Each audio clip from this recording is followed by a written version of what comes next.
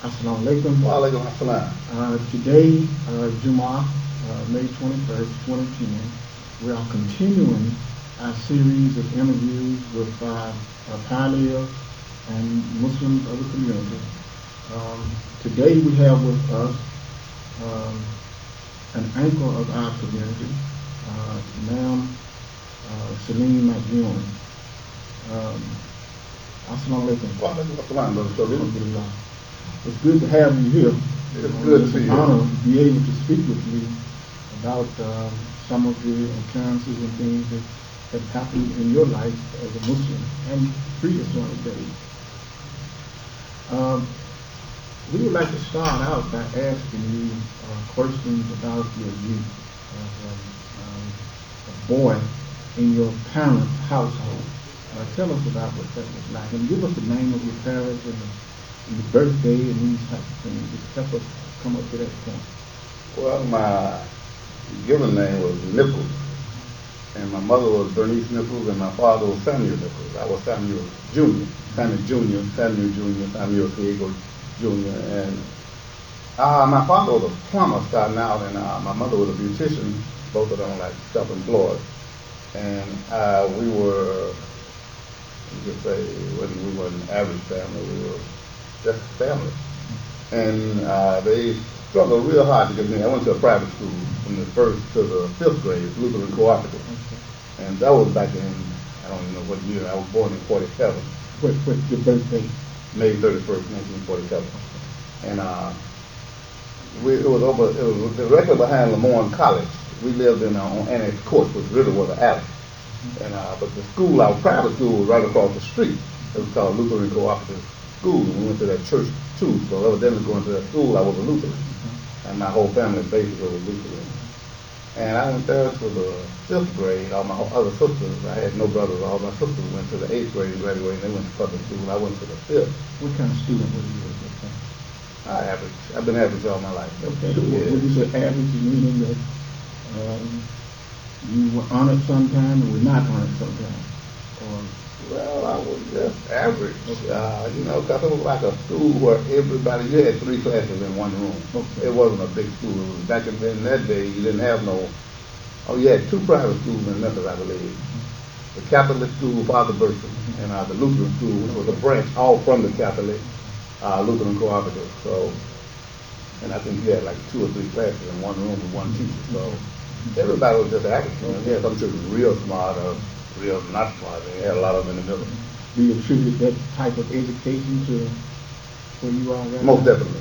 Yeah. And my parents, not so much that education, but my parents being there for me and seeing that I got that education and being there for all for me all through my life. That's what I really attribute everything in my life to my parents. Yes. You at that age, you say your family was what was the standard of living in your household? Were you Poor. poor? Very poor. Okay. Yes. All right. But in that time, you was poor, but you had everything you needed. You never knew you was poor. No, that's what I'm talking about. I mean, no, everybody has said the same thing. Yeah. We were poor, we didn't know it. Yeah, we didn't know. I mean, really, we were rich when you look at it, because we were proud to say we lived on Annex Court, but the court was nothing but a little alley in that day, a little dead-end alley. And, but like the value was so high, and during that time you lived around, you might live on the court, and right around the corner the doctor and the teacher lived right there. So you mingle with everybody in the community. Mm-hmm. That's what I was trying to tell you when you said average. I'm trying to see where you're coming from, because you was honored every day because you was in the presence of all kind of people every day. Yeah. Right. A beautiful community. And so when you left, probably let me back up. What was your position in the church? Were you part of the choir? During that time, Lutheran, I was just a member. I was so young because I was in the 5th grade when I left there. And matter of fact, I think we left that church when I left the school, because my mother changed, went to another beauty shop, and we moved out of that area over to 4th and Walker in that area. Okay. So later on in the church, I became very studious in the Bible. Okay. Yeah, matter of fact, I was so studious, I used to recite verses like we recite Quran. Around in chapters 9, I knew them from memory. And They used to call me preacher. Oh, okay. All right. Y'all didn't know that. A lot of people didn't know that yet. Know it now. Yeah. The leadership. Your life in the church, okay, was what? Well, just explain to us the life of the church and the entire life, not Well, from up to the time you left church. What was it like? we left the Lutheran church, and my grandmother was blind. Mm-hmm. So during that time, there was a lot of healers and people saying they could heal you and stuff. So I had a lot of experience with all different kind of church, Baptists, the Holy Church, the healers, everybody. All Roberts, they used to come through town and said that they were going to heal, and she'd go to all those kind of events. So I learned a lot about the church then. She would take you. I took her. Oh, okay. Because she was blind. Oh, okay. All the blind people need somebody to lead them at that time. Right, okay. So I learned a lot about the church. And my mother got, she joined a sanctified church, and we went there for a while. What was the name of it? Do you remember? I don't know, but I know the preacher's name, Bishop Tucker. Okay. And it wasn't Church of God in Christ or nothing like that. It was just one of these little corner sanctified churches, and we whole family be there. You go in the morning, don't leave till night. So we experienced that for a while. What impact did the pastor have on your life? That's what I did a lot of my reciting of Bible, learning Bible versus reciting. But really, I started learning scripture in the Lutheran school because you had to learn, you had a catechism, a little book you read, and you had to learn those verses every day. You had to learn verses for school. So that's where I really started, just leading up to that. And then when I got into the other churches, I already had that talent of reciting, so and a lot of children didn't. So I was, versed in Bible. And they'll call me up to do, they bring you a little guy up front, and he just recite. So I went through that, yeah. Okay. Now you're adolescent. You are in junior high school, or yeah. You went to junior high school. Where did you go? Well, when I left Lutheran Cooperative in the 5th grade, I went to LaRose in the 6th. You went to LaRose? Yeah, you know about LaRose. We moved in 4th and Walker, so I started going to LaRose. I didn't graduate from LaRose. That's when they cut the 1 grade off, and I had to go to Porter in the 8th grade. We moved over to Porter, and that was junior high. Okay. And during that time, my mother moved a beauty shop from Mississippi and Walker area down to Beale Street area. Okay. So she had a beauty shop on Beale Street. During my Porter years and my Booker T. Washington years. So she had Bernie's beauty shop down, not beauty salon. What was your life like in the neighborhood of Fourth and Walker, over in that area? It was just everybody was, the same, just like where I lived before. You have people living the poor people live on one street, right around the corner you had not wealthy people, but well-to-do people. School teachers at that time, some lawyers, some doctors. Everybody, it was a community. It was a total community. Okay. And you continue to be an average student? Yeah. Yes, I was in the band. I got in the band. You was in the band? Yeah, I was in the band. What instrument did you play? Tenor saxophone. Oh, is that right? Pretty good. I was all right. Oh, really? Oh, okay. So you come up during the era of stats and all that? Yeah. As a matter of fact, I knew all of them first. We was in the band together. Okay. Yes. Okay, well, tell us about that. That was a great experience. We a lot of us know Harry Winfield. He started the Barcades, and he was my band director at Porter. And when we left Porter, we went over to Booker T. Washington. Mr. Martin was the band director there. He had just gotten over there. And I was in the marching band, concert band, combo band. So I've always been blessed to get into things. Even if I wasn't really good enough, I was blessed to get in and be good enough. So we had a good time in school. And by being my mother having a beauty, we lived in Walker Home. But I went to school, and we moved down to Walker Home, but I went to school at Booker T. Washington. So it was a difficult for me trying to get to school every day. So there wasn't no buses going, so every day we would get out here. If I didn't catch a ride, my mother going to work, I just found a ride or catch the bus or get to school because I wanted to graduate from Booker T. Washington. So that was very challenging, and it was fun.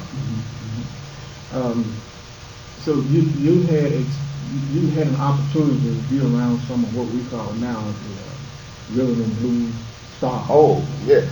Man, that was the best experience of my life. My mother having a beauty shop there. We got to meet Ray Charles, James Brown, Otis Redding. I mean, whoever came, it was like whoever came through town, some kind of way they ended up coming to the beauty shop, and we'll meet them. That is Now, what was the beauty shop again? directly on the corner of 4th and Bill. Okay, they came down on Bill Street. Yeah. Bottom line. Yeah. Okay. Ray Charles, yeah. Right. Boy, that was something. That was something, yeah. I mean, that was something, yeah. Okay. But it didn't seem like that much at that time. It never does. It was just like, hey man, how you doing? You know, and you go meet them and talk to them, and it was just people. Right. It was really something. Yeah. Now, when did you first hear about Talut El-Amin? It was. And tell us about what that was. It was in that atmosphere downtown with my mother's beauty shop. Like I said, you saw so many different types of people down there. Mm-hmm. And it was a brother named Brother Kelly who introduced a lot of people to Islam. I don't think he was a minister a long time ago, but during my time, I never saw him at the temple during that time. He just sent a lot of people to the temple. Mm-hmm. He'll come in the beauty shop and just talk about. What was the temple at that time? At that time, it was on Bill. It was on Bill, okay. Matter of fact, it was 3 doors down from the beauty shop. Okay, all right. And I was about 16 or 15, somewhere up in there. And I went in one day, you had to get searched and everything. Oh, you went to the temple at 16? Yes. Oh, okay. Yeah. That's something. And you know, because you want to experience things. You see these guys walking around bow ties, clean, sharp, and they just were so memorable. It just impressed you as a young man. So I went, and then you listen at this Brother Kelly, teaching all the time. There was another brother named Coxell, James Coxell. He was a member here in this community, and before he passed, and he would talk to us all the time. So you had 2 older guys who were real intelligent, talking in an intelligent way, what most people didn't do at that time. And you just wanted to see what it was all about. So I guess I was 15, 16. No, I wasn't 17 because I graduated at 18. It was a couple of years before then. And I went in one night, and when I heard what they were teaching, because I didn't know nothing about the black man, white man being the devil, black man being God. I didn't know nothing. When I heard them say that, I said, these are the toughest black people I ever seen in my life to call a white man the devil. I said, back in that day. So when I heard that, man, and I started listening to what they were saying, so it planted some seeds. And then when I went to school to Booker T. Washington, I had a history teacher named Nat D. Williams. Oh, really? Yeah. You really surrounded in history. Yeah, I mean, I had some brilliant people around me, man. And this is some of the things that molded me, because I've never been very studious. But when you see a book, or you know how the history books be real big, American history. And Matthew Williams said, when I went out, I'll never forget this. When we went in the classroom, he said, see this book here? This is your American history book. He held it up. And I said, I'm not going to read that whole book there. He said, we're not going to study this book. He put it down, and he picked a little book up like this. He said, this is what we're going to study. Black history. And that's when I learned about Nat Turner, Sojourner Truth, Frederick Douglass. I mean, this is the first time all of these names I'd ever heard anything really teaching on all of these people. Through Nat D. Williams, yeah. I tell his daughter, he was and his daughter, all of us was in the band together, and I tell her today, your dad had a profound effect on my life. Right. But we didn't know it at that time. Did you, what military branch did you serve? Army. Okay. And what was it like? How old were you when you actually went into service? I was 18 or 19. Okay, so out of high school. I got out of high school and went straight, was drafted into the Army. I got out of high school in 60. I graduated in 65. 66, I went in the Army. Okay. And you attribute that to what in your life? Growth. Okay. Is that where you, as they say, you find your manhood, or you find who you are? Or? No, it was just a total responsibility, because I had found who I was before I went in, just being in the experience I was in life, you know. And I was the only boy in my family too, only man child, only male. Had all sisters. How many sisters? 4. I had 3, but I got 1 younger than me. Okay. But so you talking about the military? The Army, yeah. I went in there, and that was during the Vietnam War, a hot time. I mean, people getting sent. If you were black and you went in the Army, you went straight to Vietnam. And Allah had always been with me. I went in the Army, they drafted me. I started to join the Air Force so I wouldn't have to go over to the war. But I right back down to the beauty shop again. Some of the old guys said, man, don't on go through it. Whatever happened, gonna happen. Just don't do that 2 years. Don't volunteer for no 4 years. I think it was Brother Kelly again on the. So I went on because I was thinking about going to Canada. I thought about it every day. I'm serious, yeah. And that was that revolutionary time, you know, in the 60s. So I went on, bit the bullet, and went in, and we went down to Fort Polk for basic training for 2 months, and came back home, and they shipped me to somewhere they had never heard of, Fort Benjamin Harrison, Indiana. Oh, okay. And that was the finance center of the Army. Right. So I went up there, and I stayed. They lost our records, and we stayed up there, I think 18 months before they found our record. We were lost.